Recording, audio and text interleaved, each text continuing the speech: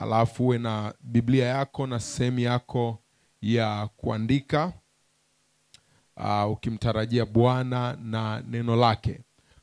Somo ambalo tumekuwa tukiendelea nalo kwenye mwezi wa 4 ni somo linaitwa Iweni Watakatifu, si ndio? Na najua umekuwa ukifuatilia vizuri.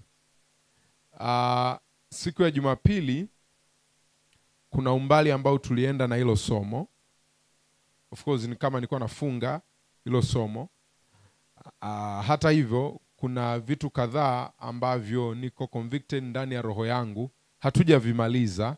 Of course hatuwezi kufika mahali tumefika mwisho wa kulitafakari neno la Bwana. Na andiko letu nanga, andiko linalotuongoza ni Petro wa kwanza sura ya 1 mstari wa 16. Petro wa kwanza sura ya 1 na mstari wa 16. Neno la Mungu linasomeka, kwa maana imeandikwa, mtakuwa watakatifu kwa kuwa mimi ni mtakatifu.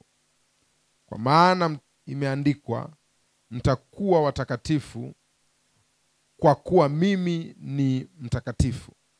Alafu tukajiuliza imeandikwa wapi? Tukaona kwenye kitabu cha Mambo ya Walawi sura ya 19 mstari wa 2. Neno la Bwana linasomeka hivi: nena na mkutano wote wa wana wa Israel, waambie, mtakuwa watakatifu kwa kuwa mimi ni Bwana Mungu wenu ni mtakatifu. Na sasa sitarudia kule ambako tumetokea na somo hili, sababu ninyi ni mashahidi, ni parefu. Kitu ambacho kwa neema ya Bwana ningependa tukitazame, tutakuwa tunaangalia vitu viwili ndani ya kitu kimoja, kwa sababu leo ni kama nina wrap up somo. Leo ninamaliza kwa sababu Jumapili tuna somo jingine litainuka.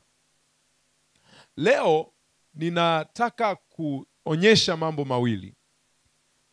Jambo la kwanza, yote yani itakuwa 2 in 1. Jambo la kwanza nitaonyesha vitu gani ambavyo vinapelekea mtu asiwe mtakatifu. Vihatarishi ambavyo vinampelekea mtu asiishi maisha ya utakatifu. The dangers. Hivyo vitu mtu akiindulge, akijiingiza kwenye hivyo, akianza kuishi kwenye hivyo, akianza kuendelea kwenye hivyo, atajikuta automatically amekuwa si mtakatifu. Halafu wakati naonyesha hivyo, hapo hapo nimekusudia vile vile kuonyesha ni vitu gani au mechanism gani, mchakato gani ambao mtu akiupitia anakuwa mtakatifu. Tutaangalia kwenye neno la Mungu mchakato gani ambao tutauona kwenye neno la Mungu ambao unatakasa watu. Kwa sababu saa nyingine ukisema iweni watakatifu na ukasema sisi ni watu wa baraza, unaelewa, nazungumzia kanisa, si ndio? The called out ones, walioitwa. Nikisema watu wa baraza, maana yake labda kama kuna codes za do's and don'ts. Usifanye hivi, usifanye hivi, usifanye hivi, fanya hivi. Kwa ni vitu gani ni observe? Na ukiangalia ndio struggle ya watu kwenye Agano la Kale, na hata Yesu alivyokuja wanamwambia Yesu, kama kucheck boxes nimesha check. Sifanyi hivi, sifanyi hivi, sifanyi hivi. Na sheria zote nimezijua tangu utoto wangu, lakini mbona bado sijamiti hiyo qualification? Kwa hiyo tutaenda kuangalia ni mchakato gani unawafanya watu kuwa watakatifu. Na tutaanza kwenye andiko ambalo ni andiko linafahamika kama andiko la toba. Andiko maarufu sana kwenye neno la Mungu. Kiuliza wasomaji wote wa Biblia watakubaliana ni andiko la toba. The Psalm of Repentance. Zaburi ya toba ni Zaburi ya 51.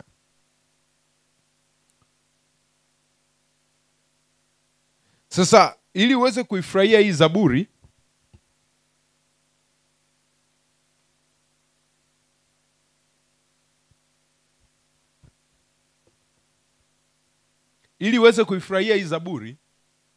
ni vizuri ukajua imetokana na nini. Zaburi zote ni wazaburi, ni Daudi na wazaburi wengine wameandika wakati wanapitia nyakati fulani kwenye maisha. Kwa unaona hiyo zaburi imekuja.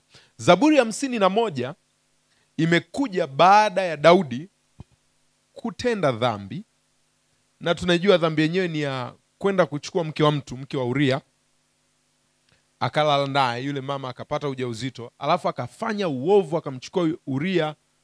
Tunajua hapo katikati alitengeneza some schemes, lakini baadaye akamwambia aende kule vitani, na akapeleka na ujumbe, Uria akauawa. Na tunajua baadaye akafunga na nini na nini. So akiwa katika kufunga, baadaye yule mtoto alifariki, na anaandika hii zaburi, anaimba hii zaburi. Mkazo wangu uko kwenye mstari wa 7, lakini acha tuanzie mstari wa 1.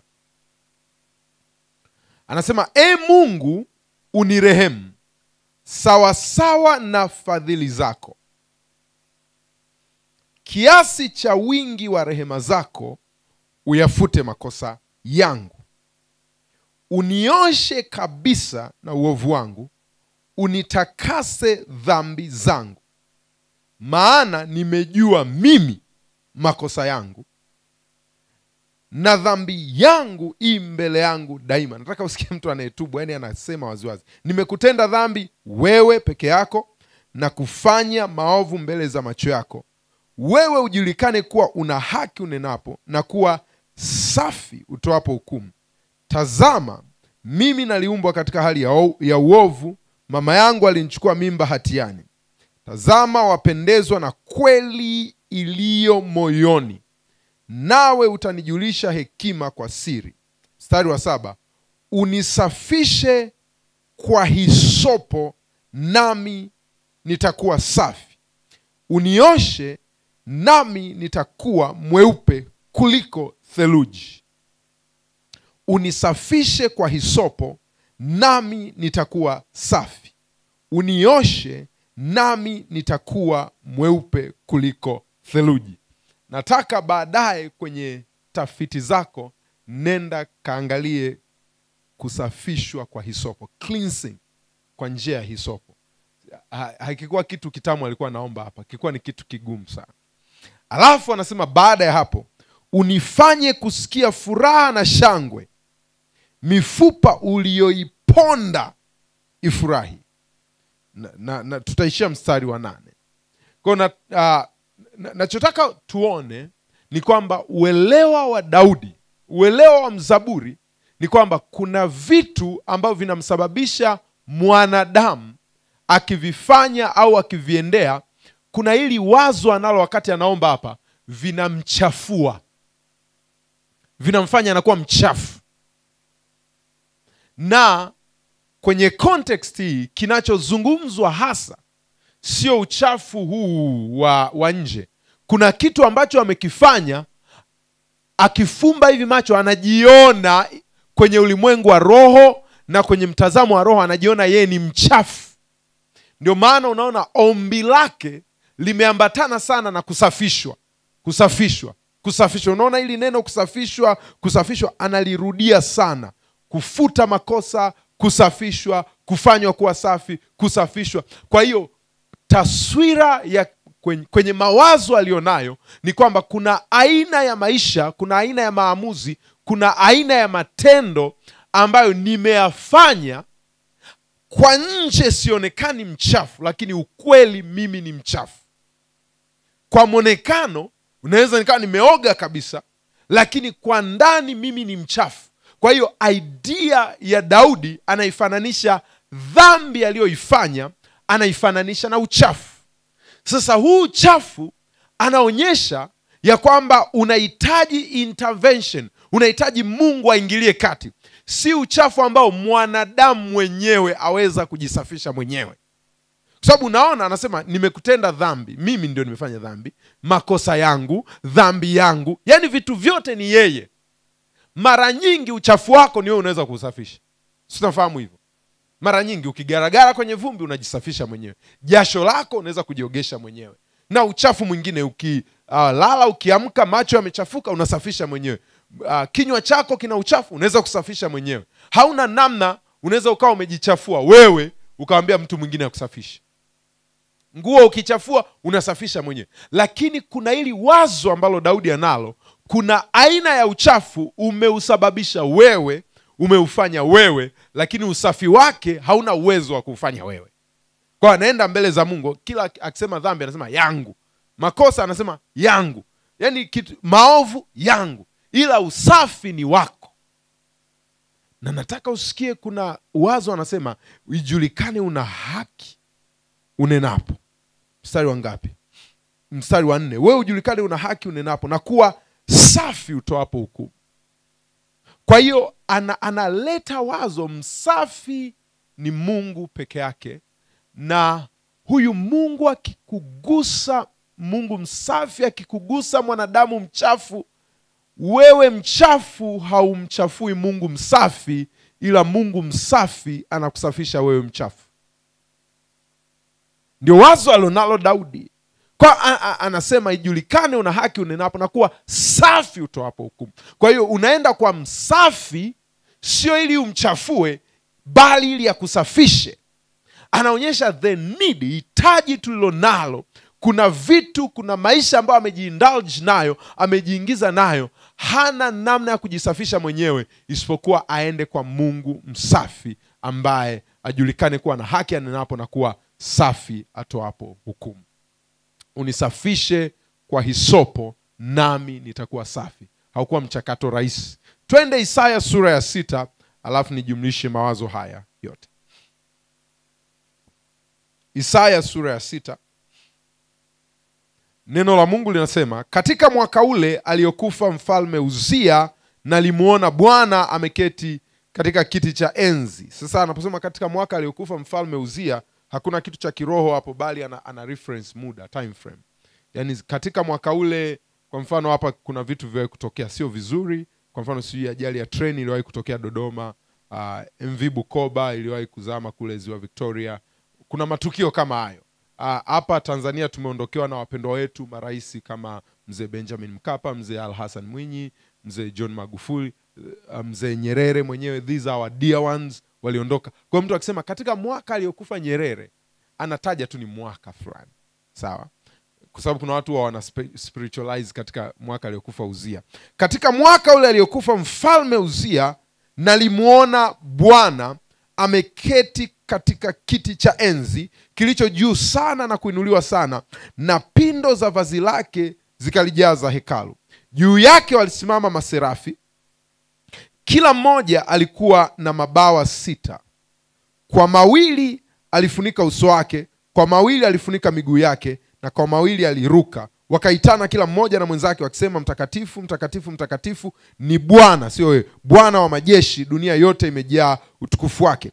Mstari wa 4, na misingi ya vizingiti ikatikisika kwa sababu ya sauti yake alielia, nayo nyumba ikajaa moshi. Ndipo niliposema, ole wangu. Nabii Isaya anasema, ole wangu, mimi ni mtu mwenye midomo michafu. Alivyomuona Bwana, na hii sura zilizotangulia Isaya hata kutoa unabii, lakini alivyomuona Bwana, alivyoona utukufu wa Mungu, alivyomuona Mungu katika utakatifu wake, akajitazama na yeye akagundua mimi ni mchafu. Akasema, ole wangu, mimi ni mwenye midomo michafu. Halafu 2 anasema, nami nakaa kati ya watu wenye midomo michafu. Kwa mimi na midomo michafu, community yangu ni ya midomo michafu. Na macho yangu yamemuona mfalme, Bwana wa majeshi. Kwa hiyo anasema ole wangu, ni kama I don't deserve kumuona Bwana kwa sababu ya midomo na kwa sababu ya mahali ninapotokea. Sasa angalia, kisha mmoja wa maserafi wale akaruka akanikaribia, naye alikuwa na kala moto mkononi mwake. Ameshakiri kwa sababu ya kujilinganisha na utukufu wa Mungu, ameona ya kwamba mimi ni mchafu. Angalia mechanism ambayo Isaya anatuonyesha. Sasa kuna mjadala whether ilikuwa ni physically au ilikuwa ni kwenye maono, lakini nataka uone mechanism inayotumika kudeal na kitu ambacho Isaya anaita mdomo mchafu na jamii aliyotokea ya midomo michafu. Mechanism ya mbinguni. Hii mechanism unaona ni malaika ameruka, ametokea wapi? Kwenye kiti cha enzi, amebeba kala moto. ambalo alikuwa amelitwaa kwa makoleo toka juu ya madhabahu kwenye altar. Akanigusa kinywa changu kwa kaa hilo. Nataka uone Isaya anasema wow. Alivyoguswa na kaa la moto limechemka kutoka kwenye madhabahu, alafu alivyokuja kuguswa kinywani, Isaya akasema wow, safi. Ni hivyo. Imagine kimoto kidogo tuchome njiti ya kiberiti, au tukwambie tunakucleanse, tunakutakasa kinywa na kuja kukuwekea mdomoni. Ni kitu utafurahia? Ni kitu utapenda? Ni kitu utashangilia? Wow. Kwa hiyo cleansing, kama ambavyo nilikwambia nenda kasome unisafishe kwa hisopo, ni process inaumiza. Na hivyo hivyo mchakato ambao Isaya anasafishwa nao ni mchakato wa moto, na moto unawekwa kwenye mdomo. Kwa wasiofahamu, sehemu the most sensitive kwenye mwili wa mwanadamu ni mdomo. Most sensitive. Hapo ndio unasikia ladha, hapo ndio unasikia tari, hapo unasikia vitu vingi. Hapo ndio akawekewa hapo kwenye mdomo. Yaani ile sehemu ambayo ndio inajua machungwa yana ladha gani, vyakula vile. Hapo ndipo pakachomwa. Akachomwa. Alafu anasema, gusa kinywa changu kwa kaa hilo, akaniambia, tazama, hili limekugusa midomo yako, na uovu wako umeondolewa, na dhambi yako imefunikwa. Kwa hiyo cleansing ambayo Isaya anafanyiwa ni kama cleansing ambayo Daudi anaiomba. Wote they share this understanding.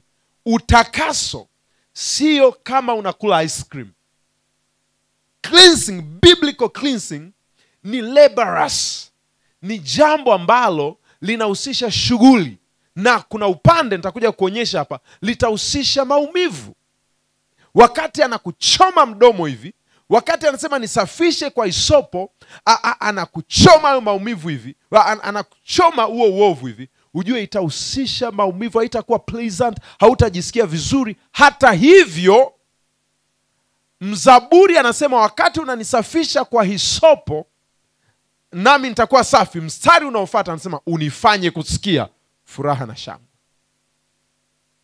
Isaya baada ya kuchomwa hii, mstari wa 8 anasema, kisha nikasikia sauti ya Bwana ikisema, ni mtume nani?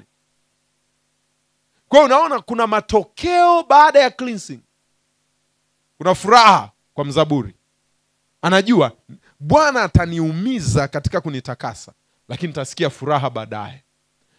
Isaya anachomwa kala moto kwenye midomo yake, halafu baada ya hapo anasikia sauti ya Bwana inauliza ni mtume nani, na anayekuja kuitikia ya kwamba nitume mimi ni Isaya mwenyewe. Anaitika nitume mimi. Najua mara nyingi tunasema Yesu akasema nitume mimi, lakini Isaya ndio anasema nitume mimi. Anaitika nitume mimi. Baada ya nini? Baada ya kuwa cleansed, baada ya kusafishwa. Kwa hiyo ni mchakato gani hasa unazaa utakatifu? Je, ni ule mchakato wa kuhesabu tu kuna mambo matano ambayo ukiyatimiza hapa kanisani au kwenye Ukristo umekuwa mtakatifu? Au ni what is the process of holiness? Jambo la kwanza ambalo ni mchakato wa utakatifu ni mchakato wa utakaso kwa njia ya neno. Mchakato wa utakaso kwa njia ya neno. Mchakato wa utakaso kwa njia ya neno. Na nataka uondoke na hii picha. Nataka uondoke na picha ya unisafishe kwa hisopo nami nitakuwa safi. Nataka uondoke na picha ya kala moto kwenye midomo ya Isaya. Alafu ndio uje tunapokuja kuzungumzia neno uone namna hiyo. Uone namna hiyo. Kwenye sura ya 17 mstari wa 17 kwenye Injili ya Yohana, Bwana Yesu akiomba kwa ajili ya wanafunzi aliomba namna hii.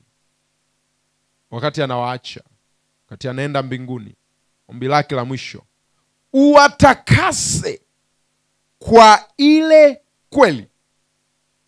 Ili neno uwatakase ni cleanse, sio clean.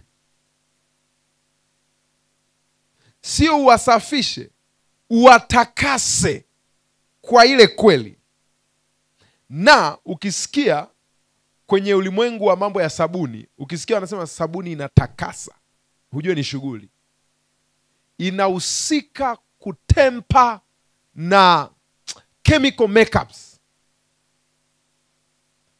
Kwa mfano, kuna vifaa ambavyo vinatumika kutengeneza sabuni, vikidondokea mwili wa mwanadamu vinauathiri. Hiyo inatakasa, inatempa na chemical makeups. Kuna aina ya material pia najua wanasafisha kwenye vyoo, kwenye sinks na vitu vya namna hiyo. Hicho kuna moja huwa kama inatoa moshi ukidondosha hivi. Hiyo ndio inatakasa. Sio inasafisha, hiyo inatakasa. Sasa Yesu in that same understanding anasema uwatakase, sio uwasafishe, cleanse them by the truth. Uwatakase kwa ile kweli. Temper with chemical makeups. Uwatakase kwa hiyo kweli. Halafu anaenda haraka sana kabla hujajibunia kweli ni nini. Anasema neno lako ndiyo kweli. Kwa hiyo kifaa cha kwanza cha utakaso ni neno la Mungu, ni kweli ya neno la Mungu. Kwenye lugha ya Kiingereza anasema your word is the truth, sio a truth. Yani ndio kweli peke yake. Huku duniani kuna, kwenye Kiswahili unaweza usiseme vizuri, kuna facts. Vitu ambavyo vinaonekana kweli kwa wakati huo. Lakini facts ziko subjected to change. Zaweza kubadilika. Watu wakifanya utafiti zaidi, watu wakigundua zaidi, facts zinaweza kubadilika. Lakini kweli ni ambayo iko hivyo hivyo. Inabaki hivyo hivyo. So, Bwana Yesu anasema neno lako ndio kweli peke yake. Kwa hiyo kama kuna kifaa cha kutakasia watu, sio facts, sio kweli za muda, sio kweli kulingana na mawazo na maoni na mitazamo ya watu na tafiti na wajuzi na wazoefu. Hizo zinaweza kutusaidia tujisikie vizuri, ila ni kwa muda. Kwa mfano, tawaambia, mimi ni mtu ambaye nafuatilia mpira wa miguu. Moja ya kweli, kwa mfano, nimeona timu gani ya Uingereza ile imechukua kombe? Si kombe, Liverpool. Sawa? Hiyo ni kweli, Liverpool imechukua kombe. Si ni kweli? Lakini baada ya miaka 5 inaweza isiwe kweli ya kwamba Liverpool ni mabingwa. Hiyo kweli itabadilika baada ya msimu mmoja. Okay, wanaweza waka maintain, lakini baada ya misimu kadhaa, hiyo sio kweli ya kwamba Liverpool ni mabingwa. Kwa hiyo unaweza ukafurahia kuona mpira wa miguu na mkashinda, mkaona ni kweli, lakini kuambie mechi inayofuata mnaweza msishinde. Kwa hiyo hizo sio kweli ambazo unaweza ukaziweka zikuzalishie furaha. Anasema neno lako ndio kweli. Neno lako ndio. Sasa hivi una marafiki, una ndugu, lakini wanadamu wanakuja na kuondoka. Hiyo ni fact. Wanadamu wanakuja. Kwa hiyo ile uwepo wao hauimaanishi ya kwamba hiyo ndio kweli watakuwa na wewe, ila tazama niko na ninyi mpaka utimilifu wa dahari. Hiyo ni kweli. Yani mtu mnaweza mkaambiana wewe, yani wewe ni rafiki yangu. Hata mme na mke mnaweza mkaapiana, lakini neno linasema mpaka kifo. Kwa kumbe na kuna kifo. Hata mme na mke baadaye watakuja kuachana kwa njia ya kifo. Kwa hakuna mtu ambaye ni permanent kwenye maisha yako. Wataondoka tu. Sasa huwezi kuyajenga maisha yako around fact ya kwamba nina watu fulani. Wataondoka, ama watakufa, watabadilisha maeneo, watabadilisha mitazamo, watabadilisha fikra zao, vyovyote vile. Lakini ukweli ni kwamba huyu Mungu hatuachi. Hiyo ndio kweli. Sasa hiyo kweli ya kwamba Mungu hatuachi ndio inakutakasa. Nifuate vizuri. Kukutakasa, kwa mfano, utegemezi wako unapaswa kuwa kwa Mungu na sio kwa wanadamu. Hiyo ndio inapaswa, yani ukijua hiyo ndio inakutakasa huku ndani kwenye utegemezi wako, mahusiano yako, inapaswa kumwelekea Mungu na sio wanadamu. Huyo ni mtu aliyetakaswa. Kuna watu wananisikia anachoongea, watu wa Mungu. Kuna watu wananielewa. Huyo mtu ambaye amejifunza kumtegemea Mungu na amejifunza kuwapenda wanadamu, huyo ametakaswa. Hakuna mahali Biblia inasema umtegemee wanadamu, inasema tu wanadamu ni wakupenda, sio wakutegemewa, sio wakutumainiwa. Haleluya. Yesu anatuonyesha neno lako ndio kweli. Kwa kifaa cha utakaso ni neno la Mungu. Kwenye kitabu cha Efeso sura ya 5, Mtume Paulo anatuonyesha, anapozungumza na waume, wapendeni wake zenu kama Kristo alivyolipenda kanisa akajitoa kwa ajili yake, ili makusudi alitakase na kulisafisha kwa maji katika neno. Kwa unaona, ili jambo linajirudia tena, ya kwamba kazi ya neno ni kutakasa. Angalia, anatakasa na kusafisha. Anatakasa na kusafisha kwa maji katika neno, through the word. Kwa kazi ya neno ni kutakasa. Baadaye nitakuja kurap up vizuri napoleta ili wazo la neno. Alafu anasema apate kujiletea kanisa tukufu, baada ya kuwa limetakaswa, kanisa tukufu lisilo na ila wala kunyanzi wala lolote kama hayo, bali liwe takatifu, lisilo na mawaa, lisilo na madoa. Nini kinaondoa madoa kwenye kanisa? Nini kinaondoa madoa kwa wanaomcha Mungu? Ni neno. Ndiyo Yesu alichokifanya.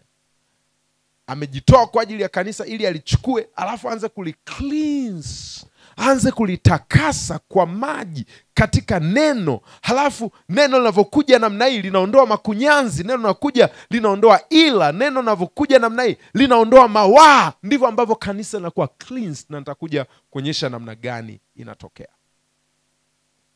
Kwenye Yohana 15 mstari wa 1 mpaka wa 3, hapo sema mimi ndimi mzabibu, Baba yangu mkulima. Kila tawi ndani yangu lisilozaa uliondoa, na kila tawi lizaalo ulisafisha ili lizidi kuzaa. Mstari wa 3, ninyi mmekwisha kuwa safi kwa sababu ya lile neno nililowaambia. Ninyi mmekwisha kuwa safi kwa sababu ya lile neno nililowaambia. Kwa kinacho cleanse ni neno. Sasa angalia, katika makuzi yetu tumekuzwa kwenye tamaduni na mapokeo mbalimbali. Katika malezi kuna namna tumelelewa, na jinsi tulivyolelewa kuna vitu ambavyo tumelelewa tunaviona kuwa ndio kweli. Sasa neno linavyokuja linaanza kuvivunja hivyo vitu ambavyo tumevihold so dear to our hearts, so dear to our hearts. Yani tumeviweka, tumevikumbatia kwamba hizi ndizo kweli zetu. Sasa neno linavyokuja huwa linaanza kuvunja mazoea, linaanza kuvunja ukawaida, linaanza kuvunja utamaduni, linaanza kuvunja mitazamo. Unisafishe kwa hisopo. Linaanza kukuumiza ili kukutengeneza. Linaanza kukuvunja ili kukuimarisha. Kwa hiyo mchakato wa kufinyangwa na neno haujawahi kuwa mchakato mwepesi. Haujawahi. Ni mchakato wa kuwekewa kala moto kwenye mdomo wako. Wakati mwili wako, wakati utashi wako, wakati mwili wako unasema labda lala, penda usingizi, neno linasema kesheni muombe. So that will be a battle. Utakuwa unapigana na hiyo, utakuwa unapigana na hiyo, utakuwa unapigana. Neno limeshasema kesheni muombe. Kwa hiyo litakuvunja mpaka ukeshe uombe. Usipokesha uombe nini? Msije mkaingia majaribuni. Unaingia majaribuni. Alafu unakumbuka tena kesheni muombe, msiingie. Unarudi. Kwa hiyo neno litakuvunja kutoka kwenye mitazamo yako, mapokeo yako. Kuna vitu ambavyo umeambiwa. Vingine hata saa nyingine kuna watu wanawaambia watoto. Kwa mfano nimekuwa nagombana sana na baadhi ya watu na hii. Kwa mfano kuna vitu naambiwa jiamini. Jiamini. jiamini. Lakini niwaambie mpendwa, kati ya watu worst kuwaamini ni wewe. Yaani kati watu ni wahovyo kujiamini, kuwaamini ni wewe. Yaani nakwambia hivi, muaminini Mungu. Wewe mwenyewe unajua jinsi ambavyo hii pop-up psychology imekwambia jiamini, jiamini, jiamini. Lakini namna gani umekuwa ukijiangusha, unaweka alarm unaisnooze. Unaweka appointment unaivunja. Unajiwekea ratiba unaivunja. Unajiwekea utaratibu unauvunja. Wewe hauaminiki. Fikiria tu wewe mwenyewe unajidanganya mwenyewe. Wewe sio wa kuaminika, wa kuaminiwa ni Mungu mwenyewe. Kwa hiyo nataka nikuvunje kama usijiamini, muamini Mungu. Muamini Mungu. Ukijiamini wewe utajilet down mwenyewe. Kuna watu walitumainia nguvu zao, waliamini nafasi zao, waliamini elimu yao, vyeo vyao, fedha zao. Halafu wakagundua kuna mahali haikupeleki. Baadaye unagundua natakiwa kumwamini Mungu peke yake. Sasa huo mchakato ni practical. Huo mchakato wa kukuvunja kuwekea kala moto hautatokea theoretically kama hapa ninavyokuambia. Aweza wow, kwa nimeacha kujiamini. Mungu ataruhusu uingie mazingira ambayo utagundua wewe ni mwepesi sana. Yaani utagundua wewe ni mwepesi sana, huwezi kujitatulia matatizo yako mpaka ugeuke na umlilie Bwana. Namna hiyo moyo wako hautakaa usahau ya kwamba wakuaminiwa ni Bwana. Kuna watu wananielewa. Kuna wakati umewatumainia wanadamu, Mungu ataruhusu uingie mahali ambapo neno lake tu ndio litaonekana ni kweli. Anasemaje Mtume Paulo kwenye moja ya nyaraka? Anasema wanadamu wote waonekane kuwa waongo. Let all men be liars. Lakini Mungu peke yake ndiye mkweli. Kwa hiyo Mungu ataruhusu uingie mahali ambapo kila kitu kitaonekana ni uongo isipokuwa yeye na neno lake peke yake. Hapo ndipo utakuwa umetakaswa kwa neno. Sio kwamba ni andiko tumelikariri kanisani. Sio kwamba ni mstari tumeambiwa na Pastor JK. I know this for sure, ya kwamba Mungu pekee ndio wa kuaminiwa. Hilo eneo ndio tunasema sasa hapo wewe ndio umetakaswa. Yaani hapo wewe ni msafi, umesha kuwa safi kwa sababu ya neno uliloambiwa. Kuna maandiko unayajua hapa kichwani hapa. Alafu kuna watu wanajua kabisa ya kwamba wamtumainio Bwana ni kama mlima Sayuni. Yaani sio kwa kukariri Zaburi, ila anajua, alishawahi kutumainia watu akampiga chini. Halafu kuna namna alimtumainia Bwana akamuinua. Anajua kabisa, yani kwenye hilo eneo ametakaswa, hata wahi atumainie wanadamu. Kwa hiyo ninachozungumzia hapa kutakaswa, sizungumzii kwa kukariri, sizungumzii kwa kuimba maandiko kama kasuku. Ninazungumzia experiential. Ni maandiko ambayo umeyaona yakiplay out kwenye uhalisia. Kuna watu ambao wanajua, wanamwamini Mungu anaponya, lakini hawajai kuona anaponya. Na unajua ni kwa nini? Ni kwa sababu kila kichwa kikiuma una paracetamol. Nini kiuma kuna kadao unakimbilia. Sasa inafika mahali unakula paracetamol, unakula mseto, unakula kila aina ya dawa. Alafu unaona ugonjwa uondoki, udhaifu uondoki. Unaenda kwa unapewa tiba mbadala, unakunywa kila aina ya majani, unakula kila aina ya mizizi, ugonjwa uondoki. Halafu inafika mahali unaona Bwana ameingilia kati. Huyo ambaye Bwana ameingilia kati wakati hakuna dawa imeweza, hakuna prescription imeweza, huyo ametakaswa kwenye hilo eneo. Yaani anajua ya kwamba Mungu ni mponyaji. Anajua practically. Huwezi kumletea nadharia. Kwenye eneo la afya na uponyaji ametakaswa.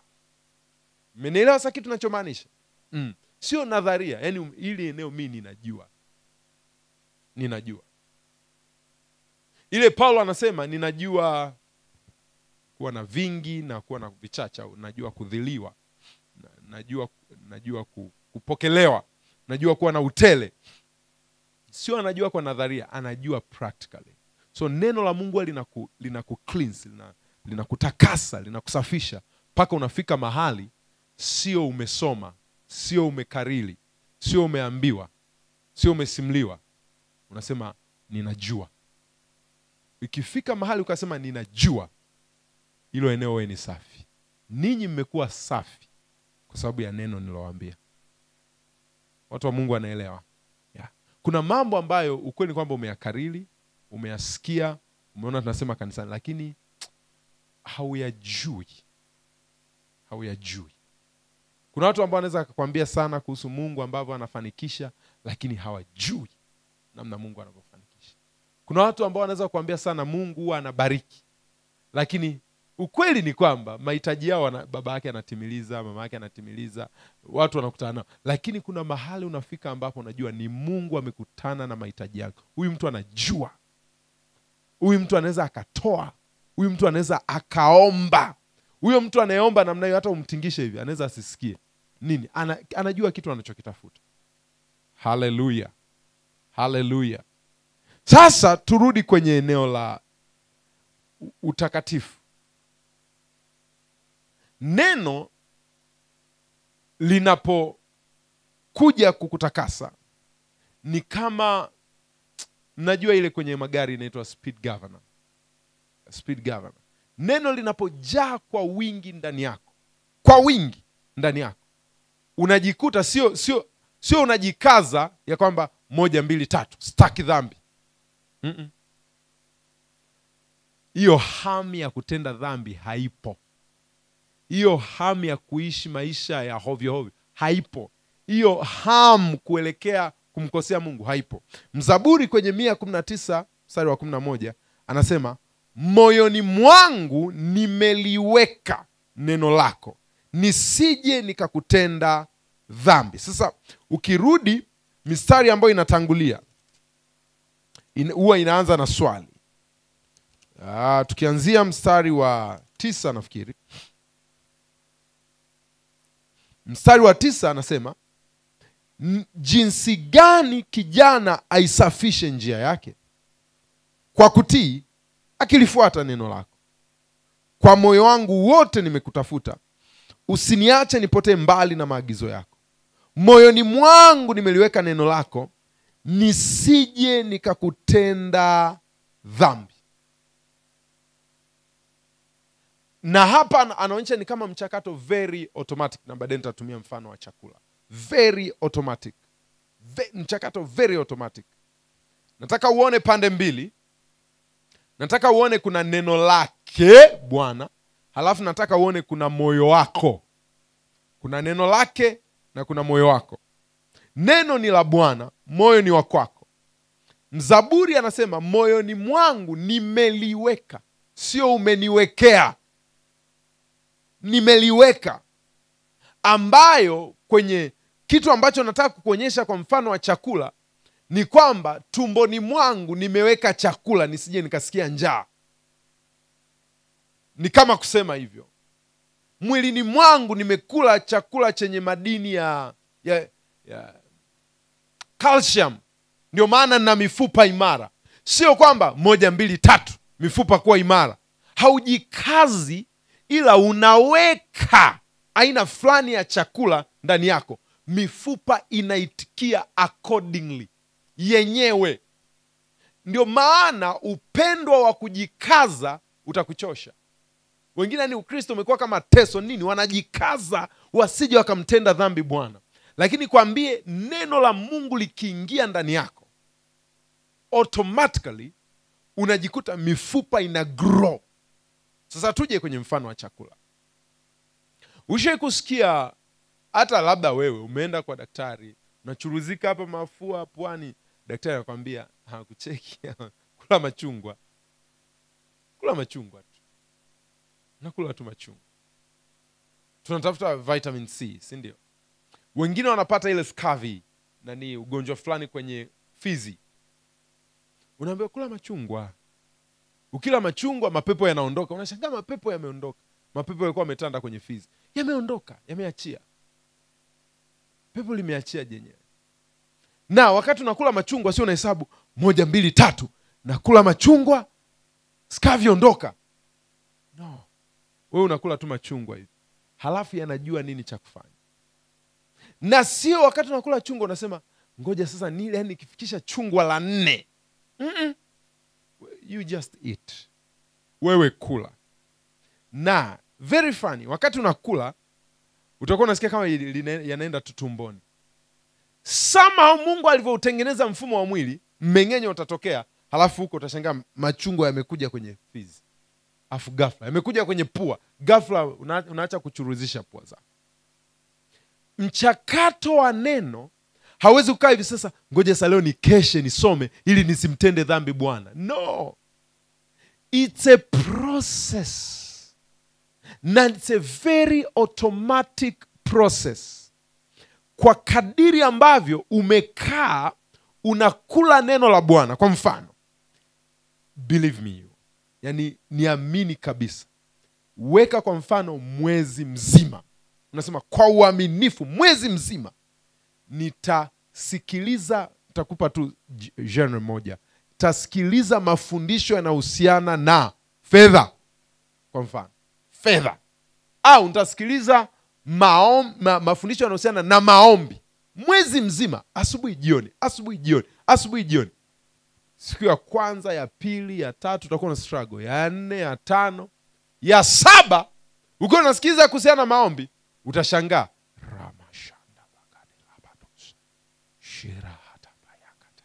nini? Hicho ni chakula umekula kimeanza kukufungua mdomo. Yaani unaanza kuwa mwepesi kwenye kuomba.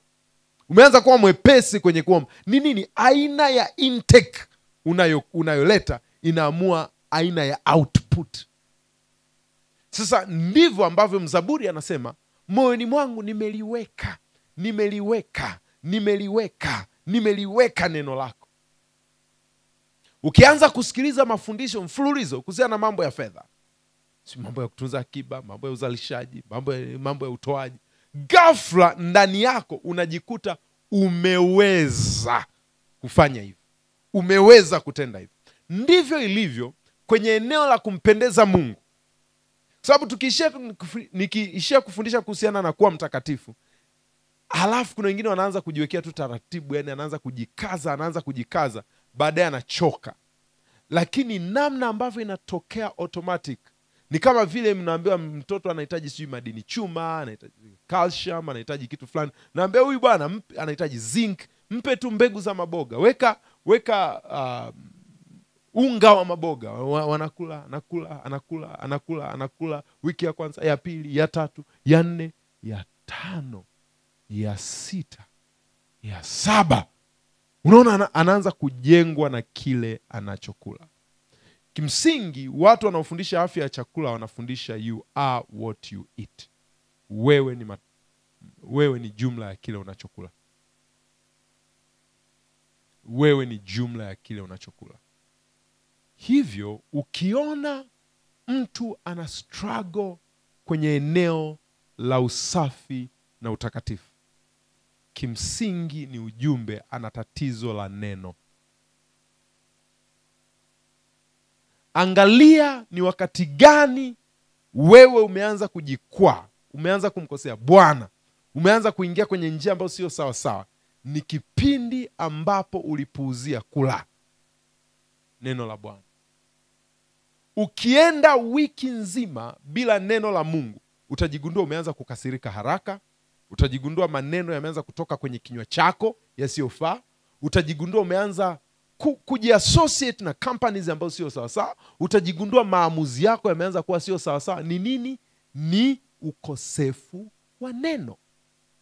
Bas. Sasa hapo mara nyingi tutakuja hata tutaomba, tutafanya maombezi, tutafanya deliverance, lakini kimsingi hiyo deliverance tunayofanya ni kama kukutundika drip. Hauwezi kuishi kwa drip. Tutakufanyia deliverance, tutakuwekea drip, ila baadaye ukirudi nyumbani tutakwambia kale machungwa, kale vitamins. Yani ulikusudiwa uishi kwa chakula, sio uishi kwa drip. Hiyo intervention ya nguvu ni kukomesha mara moja, ila ili uishi lazima uende kufanya vile ilivyokusudiwa. Kwa tumekusudiwa tuishi kwa neno. Kwa neno. Tunaweza tukakuwekea mkono, tukafanya deliverance, ukafunguliwa kutokea hapo, ila hatutakuwekea mkono maisha yako yote. Baadaye unatakiwa aanze kula machungwa wewe. Watu wa Mungu wananisikia? Kwa hiyo kuna vitabia fulani unaviona kwenye maisha yako ni ishara za kutindikiwa neno kwenye maeneo fulani kwenye maisha. How to deal with it. Namna ya kushughulika na hiyo, wekeza muda kwenye neno na sio kwenye hicho kitabia. Wekeza muda kwenye neno. Yaani kaa kwenye neno, kaa kwenye neno. Chochote kipya unataka kiumbike kwenye maisha yako, kaa kwenye neno, kaa kwenye neno, kaa kwenye neno. Mimi niwaambie, kwenye maeneo yote ya maisha, kuna wakati unaona kuna hali ya kutindikiwa. Kwa mfano financial, unaona kuna hali ya kutindikiwa. What's wrong? Acha mambo ya sijui uchumi mgumu, sijui na wengine mmejaa criticism, naanza kumsema sijui rais, naanza kusema waziri. Amna. Wache mama watu wafanye kazi yake, wache mawaziri wafanye kazi yao. Kuna ishu wapi? Kuna ishu kwenye neno. Kuna ishu kwenye neno. Kwa sababu hata katikati ya ukame, mtu mwenye neno atakula. Katikati ya mvua haijanyesha miaka 3, Mungu akaordain kunguru awe anamletea chakula mtu wa Mungu. Ni the word of the Lord. So katikati ya changamoto, mwenye neno anaweza akasurvive. Kwa issue sio nani kule nje, issue sio tabia gani inaendelea, issue sio changamoto gani unapitia, issue sio dhambi gani ziko duniani. Sio kuna dhambi gani duniani, sio kuna watu sio wanavaa sketi paka wapi, kwa hiyo mimi nimeanguka dhambi. No. Uko ndani ya moyo wako ndio hakuna neno. Neno. Bwana Yesu asifiwe. Na nimesema mchakato ambao neno linatumika kukucleanse sio kwa kujikaza, ni wewe kwa kuendelea kula. Wewe kwa kuendelea kula neno. Wewe kwa kuendelea kula neno. Kwa kadiri ambavyo unakula neno la Bwana, ndivyo ambavyo neno la Bwana linakusafisha. Ndivyo ambavyo neno la Bwana linakutakasa. Tarudia tena, Mzaburi anasema moyoni mwangu nimeliweka. Nani ameliweka? Nani ameliweka? Nani ameliweka? Yeye Mzaburi ameliweka neno la Bwana ndani yake. Nataka ujue huu ni wajibu wako, sio wajibu wa Bwana kuweka neno ndani ya moyo wako. Ni wajibu wako. Hakuna siku, hata kama tunakupenda namna gani, hatutaki uugue, hakuna siku tutakuwa tunakuchukulia chakula, tukikulisha wewe ni mgonjwa, tutakulisha, ila ukipona kajilishe mwenyewe. Kwa hiyo neno la Bwana unajilisha wewe, unajilisha. Sasa usiache kula, usijitendee ukatili. Usijitendee ukatili. Amka asubuhi kula, mchana kula, jioni kula. Unaweza usione kwamba unabadilika. Kwa sababu badiliko, kwa mfano badiliko la ukuaji huwa linatokea kidogo kidogo. Ila baada ya muda wanaokutazama wanakuja kugundua, umekua, umerefuka, umenenepa. Ile salamu ya wengi, umenenepa. Si unajua kuna hiyo salamu, mbona umenenepa? Umenenepa. Umefanyeje? Wewe ujui wakati unanenepa. Wakati unanenepa huwa ujui. Ila nguo ndio itakwambia umenenepa. Ila wakati unanenepa ujui. So my beloved ones, wapenzi wangu, niwaambie, mchakato wa kula ni mchakato wako. Mchakato wa kujifeed neno ni mchakato wako. Asubuhi unajifeed neno, na ndivyo ambavyo linakutakasa. Ndivyo ambavyo linakusafisha. Ndivyo ambavyo linakutakasa. Ndivyo ambavyo linakusafisha. Moyoni mwangu nimeliweka neno lako, nisije nikakutenda dhambi. Jambo la pili ambalo ni mchakato wa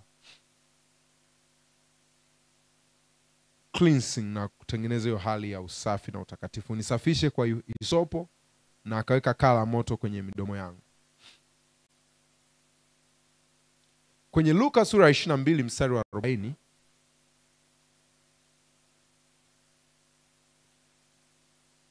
Luka 22 mstari wa 40, Bwana Yesu, tunajua context, Bwana Yesu amekaribia kwenda msalabani na akawaita wanafunzi wake, akawaambia hivi, roho yangu ina huzuni nyingi kiasi cha kufa. Na quantify kiwango cha huzuni.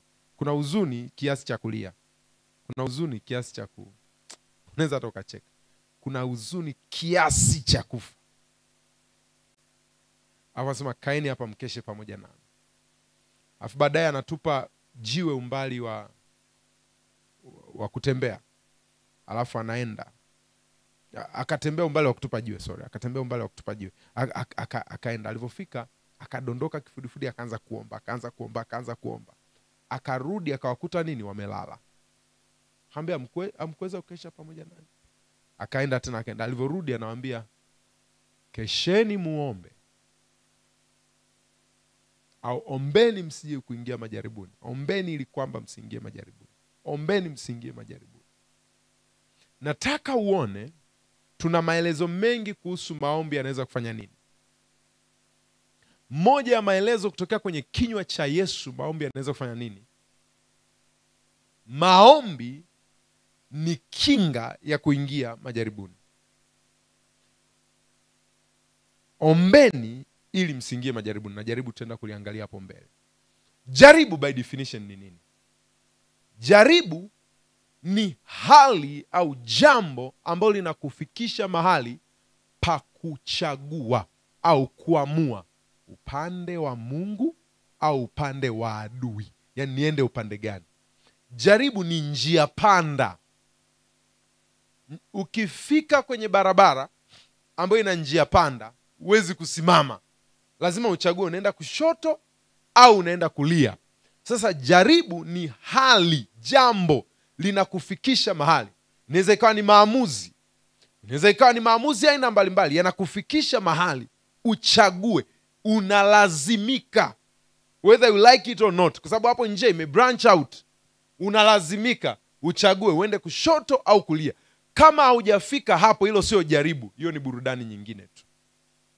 Mpaka ifike mahali. Yaani kuna mambo sasa unapitia changamoto, unasema yaani mimi niko kwenye majaribu, lakini njia tu imenyooka hivi. Jaribu ni jambo ambalo linakufikisha mahali ambapo kuna branches mbili, uende njia ipi?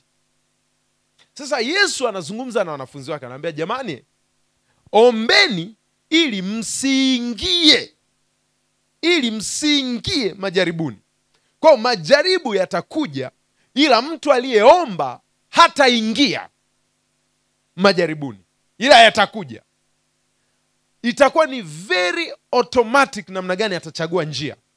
Sasa in this life kuna situations huwa zinatuweka tuchague ama Mungu ama adui, na baadaye nitakuja nianze kuzungumza kwa mifano halisi. Umeenda kuomba kazi. Nao umekuja kanisani, umeleta vyeti, tumeviombea, tumeweka mikono, tumemwamini Bwana, tumemlilia Bwana, tumenena kwa lugha, tumetoa unabii, nimeachilia matamko ya kinabii, nimekupoint uende kama mshale kutoka kwenye mikono ya shujaa.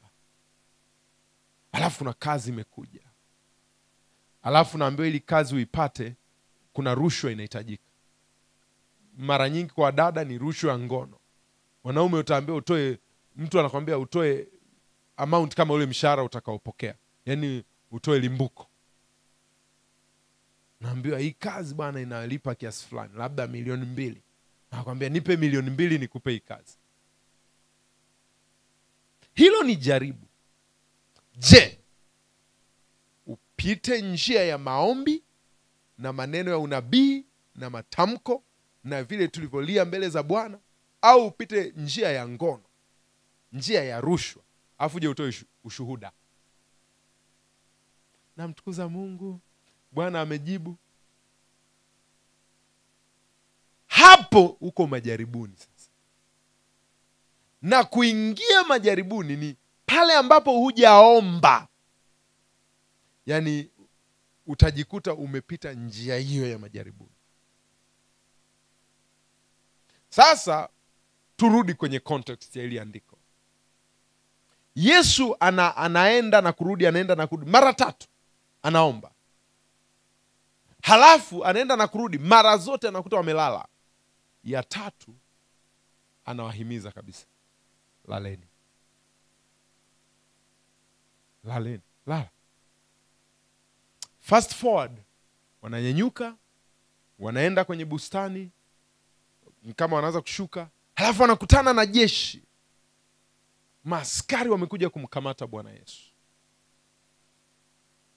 Kuna conversation inaendelea, maaskari wamekuja kumkamata Bwana Yesu.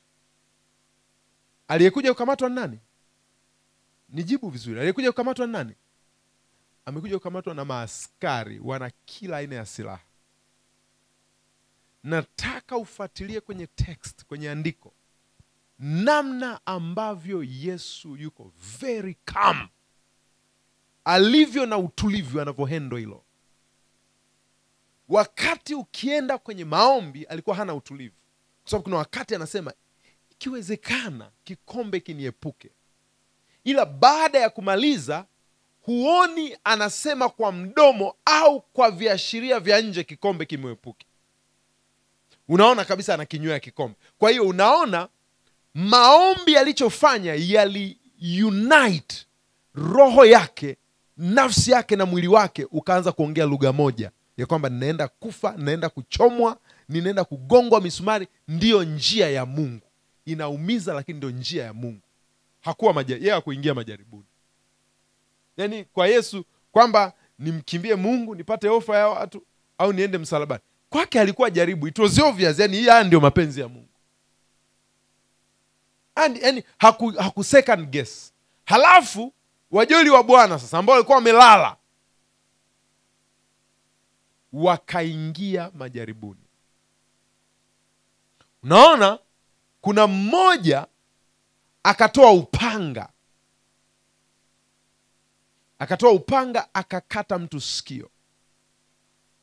Angalia ni hiki, akaingia kwenye jaribu la kutumainia nguvu zake na kujilinda na kujitetea, na anayemtetea ni mlinzi wake.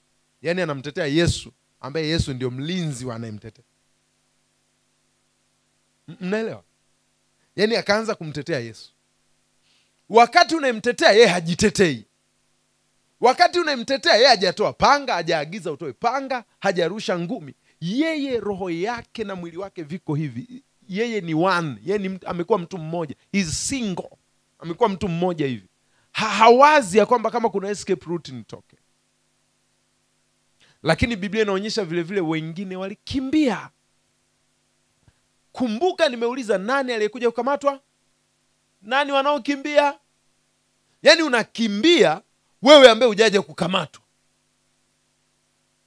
Ameingia kwenye jaribu ya nini? La ngoja tutafute njia nyingine ya kutoka kwenye hii hali, unaweza ukauawa. Acha nitumie njia yangu. Na tunajua kuna mmoja alikimbia mpaka akaacha nguo akakimbia uchi. Ndio Biblia inasema akakimbia uchi. Marko, ukisoma kwenye Injili ya Marko, alikimbia uchi. Imagine unakimbia uchi, unamkimbia Mungu, unakimbia uwepo wa Mungu. Hiyo ni nini? Ni matokeo ya kutokuomba. Utulivu wa Yesu ni nini? Ni matokeo ya kuomba. Matokeo ya kutokuomba yanasababisha uingie kwenye jaribu la kutumia nguvu zako, kutumia mbinu zako, kutumia namna yako ambayo huwa sio sahihi. Sio sahihi. Kutumainia mwili wako ambao saa hiyo kwa mujibu wa hiyo situation sio sahihi. Yani huwezi kupambanua, huwezi kudiscern ya kwamba mapenzi ya Mungu ni njia hii, kwa sababu ni ngumu. Sasa mchakato gani unatumika kumsababisha mtu aweze roho yake iutiishe mwili wake? Ni mchakato unaitwa maombi.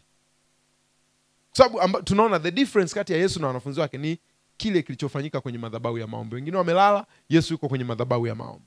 Kwa hiyo namna ambavyo Mungu anamcleanse mtu, anaudhibiti mwili. Anaudhibiti mwili kiasi kwamba hawezi kusikia maumivu. Au nikitumia lugha nafikiri ya Waebrania anasema alidharau aibu ya msalaba. Kuna aibu inaweza kuambatana na kukosa kazi, ya kwamba hii kazi nitaikosa nisipotoa hii rushwa, nisipo buy in, nisipo bow down, hii kazi nitaikosa. Sasa ile kusema hii kazi nitaikosa, halafu naanza kuwaza na huu mshahara, halafu kuna gari nitanunua, halafu kuna suti ningenunua. Hiyo nini? Mwili unapiga kelele. Namna ya kusubject mwili uweze kutulia, ya kwamba acha niikose hii kazi, nitembee kwa miguu, nile chakula cha kawaida, nionekane mshamba. Namna ya kudhibiti mwili utulie hapo ni kwa njia ya maombi. Huwezi kudhibiti huku unakula, huku unazurula. Unaudhibiti kwa njia ya maombi. Na sasa issue ni kwamba haya maombi hayaji baada ya hilo jambo kutokea. Yaani sio kwamba jaribu linaingia afu ndio nasema sasa ngoja nikaombe nisiingie majaribuni Baba katika jina la Yesu. No. Yaani maombi yanatangulia kabla ya jaribu. Hiyo ni kusema wanafunzi hawakujua, wangejua nini kitatokea, wangeomba. Sio wajinga wale. Hivyo basi maisha ya maombi ni kinga. Kuna tofauti kati ya kinga na tiba. Leo sina watu wa tiba. Kuna tofauti kati ya kinga na tiba, au kama ambavyo nikifundisha kuhusiana na afya ya kiungu na uponyaji wa kiungu. Uponyaji wa kiungu, ngoja nianzie afya ya kiungu. Afya ya kiungu ni namna ya kiungu ya kuzuia magonjwa yasiingie ndani ya mwili wa muumini. Unazuia. Ni kama tiba. Ni kama kinga. Tiba ni watu wanaopenda tiba ni kwanza wanakubali magonjwa yaingie, ila wanataka namna gani ya kuyatoa. Ndio maana uponyaji. Uponyaji ni unakubali kuugua ila hukubali kuendelea kuugua. Kwa unayatoa kwa namna ya kiungu. Sasa maombi ni tiba, sio ni kinga, sio tiba. Maombi hapa kwenye context hii ni kama kinga. Sio unasubiri uugue ndio uombe. Unaomba ili usiugue, kwa sababu anasema ombeni ili msiingie majaribuni. Sio ingieni majaribuni alafu muombe awaonyeshe mlango wa kutokea. Hilo ni andiko jingine.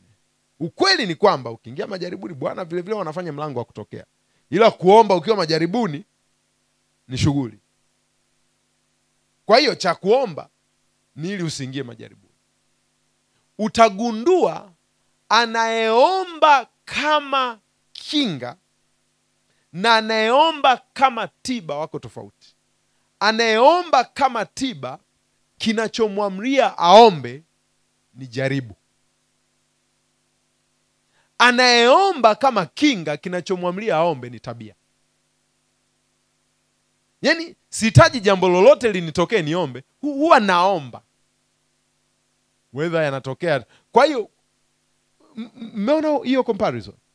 Nimesema hivi, anayeomba kama kinga hasukumwi na matukio, hasukumwi na happenings, nini kinaendelea. Yeye anaomba kwa kuwa ni tabia yake. Halafu anayeomba kama tiba anaomba baada ya tukio kutokea, anasukumwa na matukio. Hakuna hata mmoja wenu hapa anaweza tu akanyanyuka kwenda hospitali naomba dawa fulani, au anaweza kwenda duka la madawa naomba dawa fulani. Huwa kuna dalili anaziona ndio zinamsukuma aende. Kwenye shule ya afya ni kwamba yule mtu ambaye anajua kuhusu kinga ni mtu tu anaenda anafanya consultation. Nahitaji tu kujua nifanye nini ili nibakie na afya. Sasa wengi hawapendi hiyo. Wewe unapimwaje hivyo vipimo vyote alafu hauumwi? Lengo tunataka mnicheki tu mwili ukoje, alafu nishauri ni vipi. Hiyo ni gharama sana. Hiyo ni gharama sana. Anasubiri ile ya kwamba, na hasa wanaume kwenye watu wa afya wanajua. Ukiuliza madaktari, mkiuliza kina Dr. Sylvester wanakuambia kati ya watu wagumu kwenda hospitalini ni wanaume. Sio wanaamini katika afya ya kiungu, ni wagumu tu kwa tabia. Kwa anasema ukimwona mwanaume anakuja hospitalini, kaa vizuri msikilize. Ujue kimemgonga. So kuna wengi unasikia limempata jambo ndio anaanza siku 3 kavu, siku 5 za kuona mkono wa Bwana. Anaanza sana kile kitabu cha maombi anachukua. Hivi pastor pale wanaombaje? Ndio anaanza kuomba. Na saa nyingine kuona mlango wa kutokea kwenye jaribu ni kazi. Sasa Yesu anawaambia, hey, mtakimbia uchi nyie. Ombeni msiingie kwenye majaribu nyie. Majaribu yanaweza kukukimbiza uchi. Tunakuonaga una akili nzuri. Tunashangaa umeanza kufanya vitu vya hovyo kabisa. Kwa nini? Ni kwa sababu ya ukosefu wa maisha ya maombi. Usisubiri kuomba saa una tatizo. Usisubiri kuomba saa uko kwenye magumu. Angalia kina Meshach, Shadrach, Abednego, hawakuomba sawa naingia kwenye moto. Sawa naingia kwenye moto, walikuwa wanagonga ukiri tu. Mungu wetu Bwana, napenda hili neno. Tuangalie Danieli. Wanasema akichagua kutuokoa yeye, asipotaka sawa.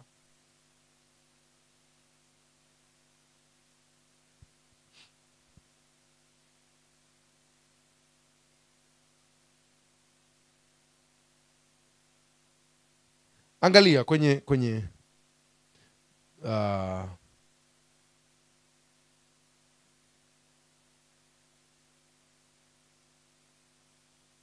sasa maneno yanayotangulia kule ya Mungu akiamua hivyo. Okay, angalia mstari wa 16 sura ya 3 Danieli. Ndipo Shadrach na Meshaki na Abednego wakajibu wakamwambia Mfalme Nebukadreza, hamna haja ya kukujibu katika neno hili. Kama ni hivyo, Mungu wetu tunayemtumikia aweza kutuokoa na tanuru ile iwakayo moto, naye atatuokoa na mkono wako, mfalme. Bali kama si hivyo, ujue mfalme, ya kuwa sisi hatukubali kuitumikia miungu yako. Yaani kama si hivyo, kama hata tuokoa tufe kwenye moto, na yenyewe ni sawa. Huoni Meshach, Shadrach, Abednego wamekamatwa wakaanza Jehova Rafa, Jehova Nisi. Hawaanzi kuomba saa. Ukianza kuomba saa umekamatwa, umeungua. Ukisubiri uombe saa umekamatwa, unaenda kutupwa kwenye moto, umeungua. Mnanisikia mtu wa Mungu? Hawa unaona they just give statements. Kwa nini? Ukiangalia kwenye neno la Mungu, maombi yalikuwa ndio tabia yao. Kwa saa ya kutupwa kwenye tanuru sio saa ya kuomba, ni saa ya kuvuna matunda ya maombi yako. Wananielewa watu wa Mungu? Yeah. Sasa Yesu anasema ombeni msiingie majaribuni. Na tunajua baadaye wanapotupwa kwenye moto, wanaanguka pale. Huoni wanaomba. Alafu mfalme anaangalia na atupa watu 3. Mbona naona wako 4? Ni nini? Walikuwa na maisha ya maombi, hawakuwa na matukio ya maombi.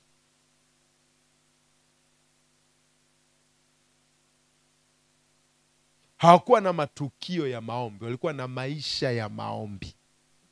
Kwa ninachokisema, njia mojawapo ya cleansing, njia mojawapo ya kukusafisha ni maisha ya maombi, mchakato wa maombi.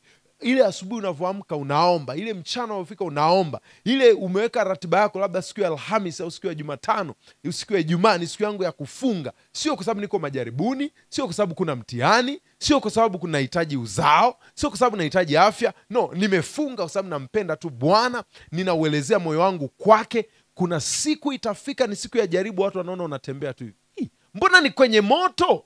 Wanaona mbona ni kwenye moto, lakini mbona anapiga mluzi? Ni nini?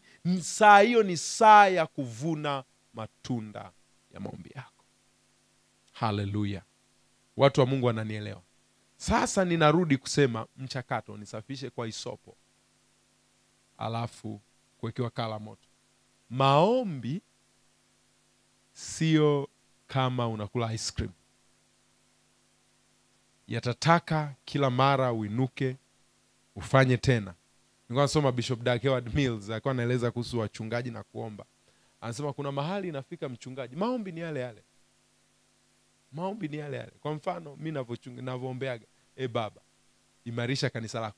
Hakuna siku nitaomba ombi jingine. Yaani inapokuja swala imarisha kanisa, ombi ndio hilo hilo.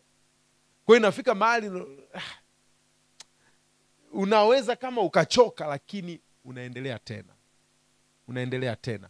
So haitakuwa amusing, haitakuwa kama starehe fulani hivi, lakini matokeo yake ndio starehe yenyewe. Matokeo yake ndio starehe. Kuna watu wa Mungu wananielewa? Watakatifu wananisikia vizuri? Yeah.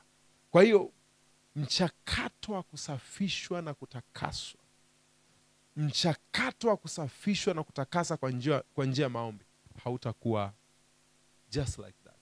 Wakati hao wanaomba kina Meshach, Shadrach, Abednego, wakati Yesu anaomba, ilikuwa ni kama kuvunja mwili wake, inamtaka apige magoti, inamtaka akeshe, inamkosesha usingizi, lakini saa ya kuvuna kutokea kwenye maombi ilikuwa ni halisi sana. Hakuingia majaribu. Unaona, yeye hata kidogo saa hiyo ya tukio haku second guess, hakusema Mungu ikikupendeza ni watoroke, ikikupendeza, kwa sababu aliwaambia, mimi by the way nikitaka naagiza jeshi hapa, naagiza vikosi hapa vinakuja kutuliza, lakini sijataka. Kwa unaona, hata haombi kutoka, hata haombi kulindwa, hata haombi kupiganiwa. Kwa nini? Hajaingia majaribuni. Lakini mtu ambaye haombi ataingia majaribuni, that is, ataanza kutumia njia zake, namna yake, mbinu zake, mikakati yake, na matokeo yake atamkosea Mungu tu. Atamkosea Mungu. Na wengine wanasikiaga wanasema, hii si rushwa moja tu nitatubu. Hii si kosa moja tu, Mungu mwingi wa rehema, tatubu. Lakini ndio namkosea Mungu hapo. Lakini mtu ambaye yuko kwenye maombi, yani hata ingia kwenye era, na sio kwamba atajikaza sitaki kumkosea Mungu, hata mkosea tu, sababu mapenzi ya Bwana, yeye roho yake na mwili wake vimeunganishwa hivi, imekuwa kitu kimoja kuelekea mapenzi ya Bwana.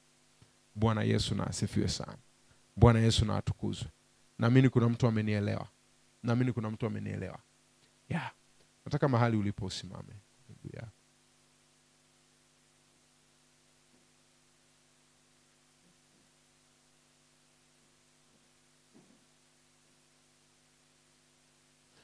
Nataka tutaomba mambo mawili. Jambo la kwanza tutaliomba kwa ajili ya yote au mawili. Jambo la kwanza tutaomba, Baba, ninaomba shauku isiyokauka ya neno, shauku isiyokauka ya maombi. Baba, ninaomba nibatize kwa shauku isiyokauka ya neno na shauku isiyokauka ya maombi. Alafu baadaye tutaenda item nyingine tutaomba. Kwa nataka uende mbele za Bwana, nenda omba namna hiyo katika jina la Yesu Kristo. Baba, nimeona ya kwamba moja ya mchakato namna ambavyo unafanya kusafisha, kutakasa, ni kupitia neno lako, ni kupitia kweli yako, ni kupitia neno lako. Ninaomba katika jina la Yesu hivi leo, Jehova, nibatize Bwana, ibatize roho yangu, ubatize utu wangu wa ndani, ubatize utu wangu wa ndani kwa shauku isiyokauka, kwa shauku isiyoisha, kwa shauku ya neno lako katika jina la Yesu, katika jina la Yesu. Ninaomba panda kiu, panda njaa, panda kiu, panda njaa ndani yangu, njaa isiyoisha, njaa isiyokauka, shauku isiyoisha, shauku isiyokauka ya neno lako. Iumbike ndani yangu, iumbike ndani yangu, iumbike ndani yangu, wakati wa mchana, wakati wa usiku, wakati wa asubuhi, wakati wa jioni, wakati wa makesha, ninapoingia na kutoka. Ninaomba njaa ya neno, ninaomba kiu ya neno, ninaomba njaa ya neno izaliwe ndani yangu, ninaomba njaa ya neno itengenezeke ndani yangu katika jina la Yesu. Nimeona kwenye neno lako mwenye wajibu wa kuliweka neno ndani ya moyo wangu ni mimi mwenyewe. Moyoni mwangu nimeliweka, moyoni mwangu nimeliweka. Baba, ninaomba hiyo shauku ya kuliweka neno lako ndani yangu. Jehova, ninaomba hiyo kiu ya kuliweka neno ndani yangu. Baba, ninaomba hiyo njaa ya kuliweka neno ndani yangu itengenezeke katika jina la Yesu. Baba, zaa ndani yangu shauku isiyotoshelezwa na jambo jingine lolote, isiyotoshelezwa na shughuli zingine zozote, isiyotoshelezwa na activity zingine zozote. Nisitosheke na mazungumzo, nisitoshelezwe na mazungumzo, nisitoshelezwe na mahusiano na wanadamu, nisitoshelezwe na kingine chochote. Nitoshelezwe na neno, nitoshelezwe na neno katika jina la Yesu, nitoshelezwe na neno katika jina la Yesu. Jehova, panda hiyo kiu isiyoridhika, isiyotosheka, isiyoridhika. Pasipo neno nisiridhike, pasipo neno nisitosheke, nisipate utoshelevu, nisipate utulivu kwenye jambo jingine isipokuwa neno lako, kwa jina la Yesu. Nisipate utulivu kwenye mahusiano na wanadamu, nisipate utulivu kwenye shughuli za kawaida, nipate utulivu ndani ya neno lako kwa jina la Yesu, kwa jina la Yesu. Hapande shauku ya maombi, hapande kiu ya maombi, kiu isiyoisha, kiu isiyokauka. Endelea kuomba namna hiyo katika jina la Yesu. Jehova, ninaomba weka ndani yangu, Baba, ninaomba panda ndani yangu kiu ya maombi, njaa ya maombi, njaa ya kukesha, njaa ya kufunga, njaa ya kunena kwa lugha, njaa ya kuomba kwa muda mrefu katika jina la Yesu Kristo, katika jina la Yesu Kristo. Weka njaa ya kuomba, weka njaa ya kuomba. Niombe usiku, niombe alfajiri, niombe mchana, niombe jioni katika jina la Yesu. Weka njaa ya mifungo, weka njaa ya mifungo, weka njaa ya mifungo kwa jina la Yesu. Hiyo njaa itengenezeke katika jina la Yesu. Watakatifu wanaomba, watakatifu wanaomba namna hiyo katika jina la Yesu. Na yeye ni mwaminifu, unapoomba anapanda hiyo njaa, anaweka hiyo njaa. Hautosheki na mambo ya kawaida, hauridhishwi na mambo ya kawaida, hauridhishwi na mambo ya kawaida, hauridhishwi na ratiba za kawaida. Ratiba bila neno hauridhiki, ratiba bila maombi hautosheki. Kwa jina la Yesu, anaipanda kwa Roho wake Mtakatifu, anaiweka kwa Roho wake Mtakatifu, inazaliwa ndani yako. Endelea kumlingana Bwana, endelea kumlilia Bwana, inatengenezeka kwa jina la Yesu. Lebrana mayakata shabagade basando rebababasa zekwatapaya jakatakata rebasataka. Inatengenezeka, inazaliwa, inatengenezeka. Endelea kuomba, ni mwaminifu huyu Mungu, anasikia.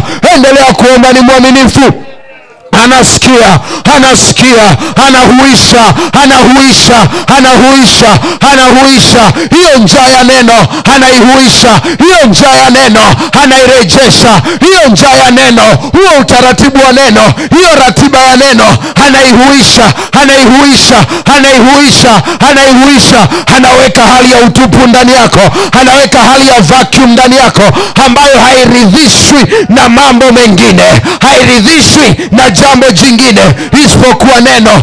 Inatengenezeka, inaumbika, inatengenezeka, inaumbika.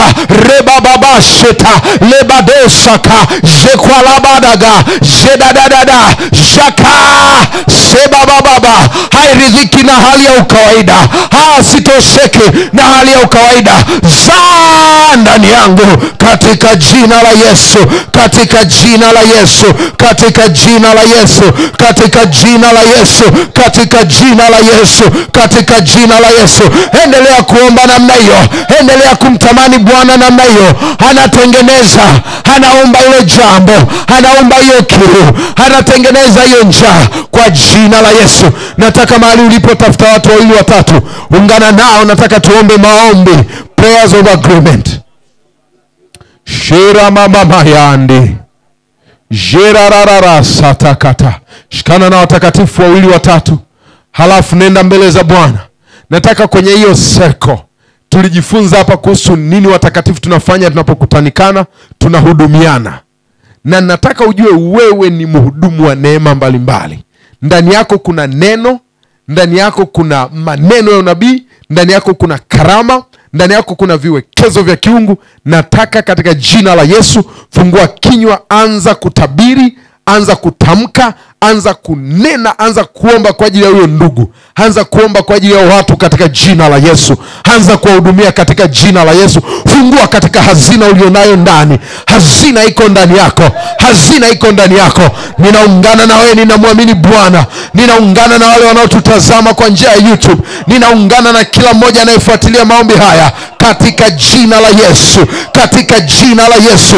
Inawezekana hali ya maombi imekauka, inawezekana hali ya neno imekauka. Inawezekana bidii imepungua. Inawezekana ratiba imeharibika. Inawezekana ile shauku imekauka. Inawezekana unachoka kwa haraka. Inawezekana unachokea njiani. Ninaungana na watakatifu wa Bwana. Ninamwamini Bwana pamoja na wewe. Ninamwamini Bwana kwa ajili yako, katika jina la Yesu, katika jina la Yesu. Kutokea kwenye hazina ya neno ambayo Bwana ameweka ndani yangu, ninatamka shauku ya neno, ninatamka kiu ya neno, ninatamka njaa ya neno kwa huyo mpendwa, ninatamka njaa ya neno kwa huyo ndugu, katika jina la Yesu, katika jina la Yesu. Njaa ya neno hata katika usingizi wako, ninatangaza njaa ya neno. Ninatabiri neno la Bwana litakufuatilizia kwenye usingizi. Njozi zako ni neno, njozi zako ni neno. Ninatabiri kwa jina la Yesu, kwenye mazungumzo ya kawaida utalisikia neno la Bwana likikujia. Ninatabiri kwa jina la Yesu, utakapofungulia TV, utakapoangalia TV, utakaposikiliza redio, kila mahali utakapo interact, kitakachoonekana kwa nguvu kwako litakuwa ni neno. Litaonekana kwa nguvu, litakuwa visible, litakuwa halisi, litatokeza kwa nguvu kwa jina la Yesu. Ninatabiri neno la Bwana linakujia hapo nyumbani. Ninatabiri neno la Bwana linakufuata uko ofisini, katika jina la Yesu. Fungua kinywa chako, tabiri. Fungua kinywa chako, sema. Fungua kinywa chako, nena kutokea kwenye hazina ya utajiri ambao Bwana ameweka ndani yako. Tabiri, tabiri, tamka, fanya matamko. Mhudumie huyo ndugu katika jina la Yesu. Mhudumie huyo mpendwa katika jina la Yesu. Mhudumie huyo mpendwa katika jina la Yesu. Ribebe shakata, jebarakata, jakatakata, rabababa, zekatakata. Mwambukize moto, mwambukize moto wa neno. Huyo mpendwa mwambukize moto wa neno. Mwambukize bidii ya neno. Mwambukize bidii ya maombi. Mwambukize bidii ya maombi. Shebagadosa, jebadodia, rekatapaka. Mwambukize huyo ndugu, mwambukize huyo mpendwa kumpenda Bwana, kulipenda neno, kulitamani neno. Ambukiza kwa huyo ndugu kwa jina la Yesu. Ambukiza huo moto, ambukiza huo moto, ambukiza huo moto, ambukiza huo moto. Rebe sakata, jekatakata. Haweze kuomba kwa bidii, haweze kuomba kwa shauku. Ambukiza shauku, ambukiza shauku, ambukiza shauku. Hata anavyokusikia unavyoomba, unamuambukiza shauku. Hata anavyosikia unavyotamka, unamuambukiza shauku. Hata anavyosikia ukinena kwa lugha, unamuambukiza shauku. Endelea kumwambukiza. Hata sauti yako iliyopazwa inaambukiza shauku. Mwambukize huyo ndugu kwa jina la Yesu. Mwambukize huyo ndugu hiyo bidii, hiyo bidii. Iambukize kwa huyo ndugu kwa jina la Yesu. Rererererere, shederererere, zepakatakada, jedodododosa, zekatakata, hayarararara, shebagadadadada, zekatakata. Ambukiza hiyo kiu, ambukiza hiyo njaa, ambukiza hiyo shauku kwa jina la Yesu.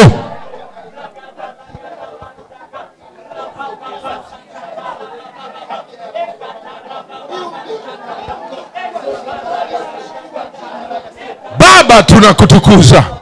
Asante kwa kuwa haya ambayo tumeyaomba ndio uhalisia wetu. Asante kwa muda ambao umetupa kujiombea wenyewe, lakini kuombea ndugu zetu na kuwahudumia na neema mbalimbali. Baba, tunakutukuza, tunakupenda, tunakufurahia. Asante kwa uaminifu wako. Nyanyua mikono yako ya shukrani mbele za Bwana. Anza kumwadhimisha Bwana. Libariki jina la Bwana Yesu. Mtukuze Mungu wetu mzuri, mtukuze Mungu wetu mwema. Heshima zina wewe, utukufu na wewe, hadhama ina wewe. Asante kwa kutuchochea tena towards you. Asante kutuchochea kuelekea maombi na neno lako. Asante kwa kutuchochea kutufanya kwenye bidii kwenye kweli yako. Baba, ninakuinua katika jina la Yesu Kristo tumeomba. Ni katika jina la Yesu Kristo tumeomba. Imekuwa sawa sana tulivyoomba katika jina la Yesu. Imekuwa sawa sana tulivyotabiri katika jina la Yesu. Imekuwa sawa sana tulivyokiri katika jina la Yesu. Nimekuombea kwa Bwana wakati na kufundisha namna hii ya kwamba kwa njia ya maombi hautaingia majaribuni katika jina la Yesu. Kwa kwa njia ya maombi itakuwa crystal clear mapenzi ya Bwana ni nini katika jina la Yesu. Na kwa kadiri ambavyo unajilisha neno la Bwana, ndivyo ambavyo unajitenga mbali na kumtenda Mungu dhambi katika jina la Yesu. Hilo ndilo fungu lako kwa jina la Yesu. Amen. Hongera kwa ibada leo. Hongera sana, umefanya vizuri. Hongera sana, kuna deposit imefanyika katika jina la Yesu. Amen. Tutakuwa na ibada ya siku ya Jumapili. Of course tuna maombi siku ya Jumamosi, si ndio, kwa ajili ya maandalizi ya ibada Kingdom Advancement Prayers. Alafu tutakuwa na maombi. Tutakuwa na ibada siku ya Jumapili, ibada ibada yetu ya siku zote ya siku ya Jumapili. Kwa hiyo njoo na utakutana Bwana na neno lake na hekima zake na uvuvio wake, atakuwa tayari kutuhudumia. Na najua utaalika watu wengi, utazungumza na watu wengi ya kwamba Bwana ana neno lake na nguvu zake ziko kutuhudumia. Haleluya. Haleluya. Amen. Mungu akubariki, umefanya vyema kwa kwenye ibada ya leo. Amen. Hakika wema na fadhili zitatufuata sisi siku zote za maisha yetu, nasi tutakaa nyumbani mwa Bwana milele na milele. Amen. 2025 ni mwaka wangu wa ufufuo na uamsho. Kwangu ufufuo na uamsho. 2025. Na hilo ndilo fungu lako katika jina la Yesu. Amen. Amen. Amen. Mungu akubariki. Nisaidie kupongeza watu kadhaa.